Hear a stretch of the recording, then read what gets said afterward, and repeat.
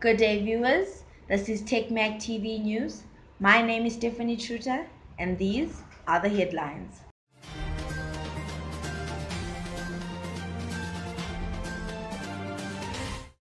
Government deploys police and soldiers for census. Chamisa welcomes Khupe to join CCC. Government under spotlight over police and army brutality. Mary Mabaiwa is convicted. Now, in our top story, the involvement of members of the security sector in the upcoming population census has raised eyebrows, with observers describing it as a calculated move by the ruling ZANU-PF government to manipulate the results ahead of the 2023 elections.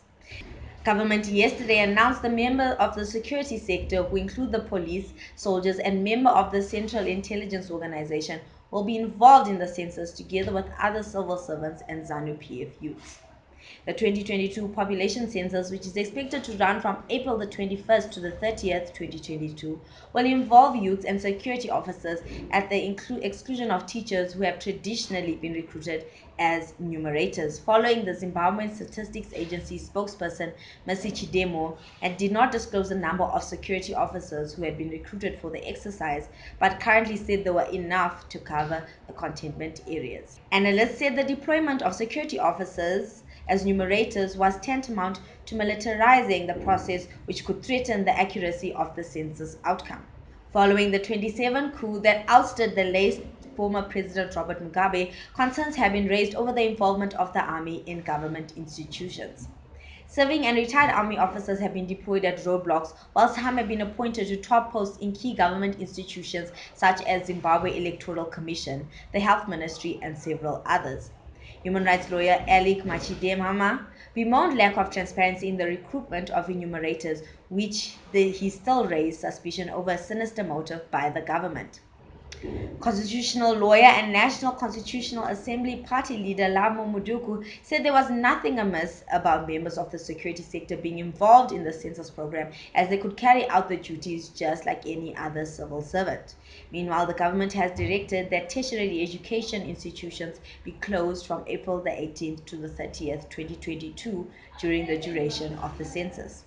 Government urged church members to be at their places of residence between the 18th and the 30th to allow a smooth conduction of the census. Citizens Coalition for Change leader Nelson Chamisa had said that former MDCT leader Thokozani Khupe is free to join the party. Speaking to Newsday after addressing an internal party meeting in Bulawayo attended by Khupe, the opposition leader tried to calm supporters who were jittery over MDC members such as Khupe joining CCC. Khupe, who was at the center of decimating the MDC alliance after recalling Chamisa's parliamentarians and grabbing assets and funding from the party before being elbowed out by Douglas Musora, has pledged allegiance to Chamisa, but CC members view her with suspicion. Wary of the threat posed by those who might be seeking to destroy CCC from within, Chamisa said that while everyone was free to be a member, the party would also have citizens that were guardians and vanguard of the party, with mandates to put people in leadership positions. The opposition leader told his supporters that mobilizing and building the party was everyone's responsibility. The government is under spotlight over police-army brutality. The United States has raised alarm over continued perpetration of human rights abuses by members of the security sector whom it said were enjoying government impunity. In a 2021 human rights report released yesterday, the U.S. Embassy noted with concern abuses perpetrated by the police, which include arbitrary killing of civilians, torture, inhumane or degrading treatment, and arbitrary detention of civilians, amongst others. The US also bemoaned government's failure to respect citizens' freedom of expression and association as enshrined in the Constitution, and failure to adhere to its international commitments. The US imposed sanctions on Zimbabwe in 2001 under the Zimbabwe Democracy and Economic Recovery Act, following allegations of human rights abuses, economic mismanagement, and electoral theft. US President Joe Biden last month renewed sanctions against Zimbabwe, citing government's failure to respect human rights and uphold the rule of law. The ruling party was also fingered in the report for aiding the security officers to perpetrate rights abuses against journalists in 2021.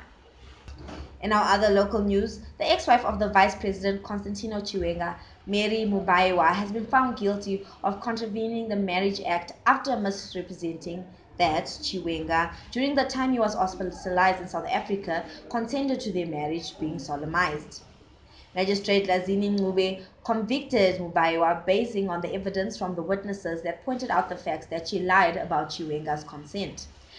According to testimonies, which include that of Chiwenga, former Judge President Justice George Chiweshe, and the Judicial Services Commission, Mubaiwa planned the wedding on her own without Chiwenga's consent. However, Mubaiwa still has other pending cases that include attempted murder of the vice president at the time of his hospitalization, fraud, and money laundering. Now, in our regional news, South African floods kill at least 300 in the worst rainfall since 60 years. President Cyril Ramaphosa has called it a catastrophe of enormous proportions. South Africa's leader was visiting survivors in one of the townships in the city of Durban, which has been struck by floods and mudslides stoked by record rains. At least 300 people have died after roads and hillsides were washed away and homes collapsed. The search for missing persons is still ongoing and the death toll is expected to rise. One family is said to have lost at least 10 members in the devastating floods. Residents have had to flee their homes, but road infrastructure has been severely damaged. The whole of KwaZulu-Natal province, which includes Durban, has been declared a disaster area. Climate change is blamed for the heaviest rains in 60 years. South Africa's neighbors suffer such natural disasters from tropical storms almost every year, but Africa's most industrialized country is largely shielded from the storms that form over the Indian Ocean. More rains are forecasted over the weekend. And now, in our international news, China said that regular military supplies have been delivered to Serbia. China said Monday its military planes delivered regular military supplies to Serbia in its first comments on unusual operations in which 6 Chinese Air Force Y-20 transport planes landed in Belgrade early Saturday.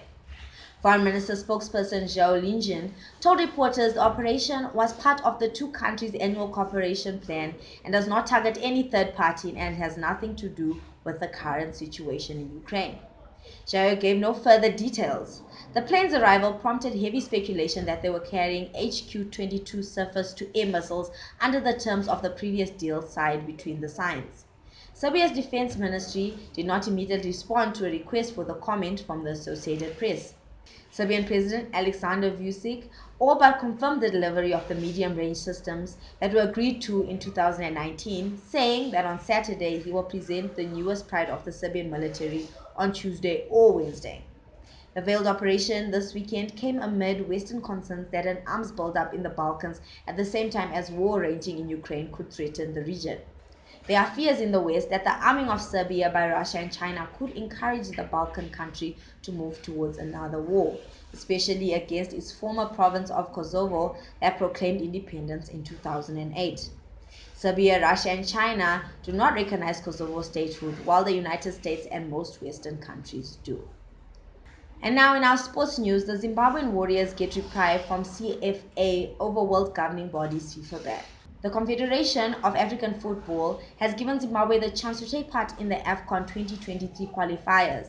CFA has given such reprieve by placing the Warriors in the group stage draw while issuing a condition that they have to get the ban imposed on the country by the football's world governing body lifted before the matches begin. The World Football Governing Body suspended Zimbabwe from international competitions, citing government interference in the running of the game, after the Sports and Recreation Commission suspended the Felton Kamambo-led FIFA executive for a number of issues, chief among them failure to account for public funds. FIFA said the only way the suspension will be lifted is if Kamambo-led administration is reinstated. The draw for AFCON 2023 will be held in Johannesburg, South Africa on the 19th of April, 4 days before the Watershed FIFA Council Extraordinary General Meeting slated for April the 23rd. CAF has included Zimbabwe in the draw where the Warriors are in pot 3, but they can only take part in the qualifier under one condition: if the suspension is lifted 2 weeks before match day 1. And now, in our technology news, Taiwan launches 1.2 million projects through internal funds.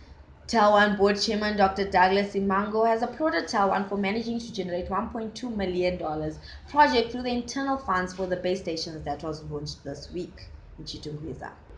Speaking at the launch, Zimbabwe promised Taiwan clients that they are going to deploy 30 more base stations by year-end to make them a total of 40 base stations. Zimbabwe added that they are working very hard to inject capital for the deployment of the network base stations. This has been TechMag TV News. Thank you for watching. Please share, like, and subscribe as we keep bringing you more top stories, and we'll see you next time.